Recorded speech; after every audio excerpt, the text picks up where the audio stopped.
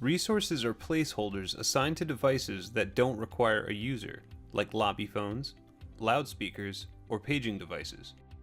Resource accounts store voice service information like an extension, phone number, location, and voicemail with notifications, which are all shared with the assigned device. To create a new resource account, log into your control panel and click the icon for Voice Services. Alternatively, you can access voice services from anywhere on the control panel by clicking Services, then clicking Voice Services. Next, click on the Resources and Utilities tab. Click the Create button and make sure Resource is selected. Then click the Proceed button. Give the resource a name, enter an extension number, and assign a phone number from your available pool. Select the payment plan type you prefer and assign the location of where the resource will be used. Click Create Resource. You will receive a pop-up confirmation advising you of any fees to be charged to the account now and the monthly recurring charge that will be applied to your next bill. Click Confirm to create the resource. You will be returned to the resource list where you can see your new resource account. Click the name of the resource in the list to open the resource account settings. On the General tab, you can adjust the resource name and extension number, assign and swap phone numbers, change your payment plan, change the outbound caller ID, and change the physical location. The resource account has its own ring timeout setting to delay calls from going to voicemail or forwarding the call using Find Me Follow Me. You can enable Find Me Follow Me settings by clicking the Not Set link. You can enable up to 3 additional numbers or send calls to another user or service with your preferred ringing order.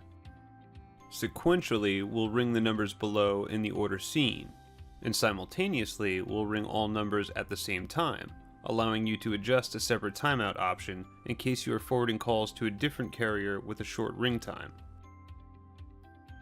If you make any adjustments to the general settings, remember to click Save Changes before navigating to any other pages.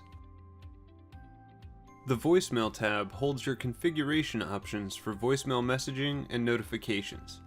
You can enter an email address to receive notifications for when a new voicemail is received, set or upload a new voicemail greeting, and change the voicemail PIN, which can be used to retrieve voicemails over the phone.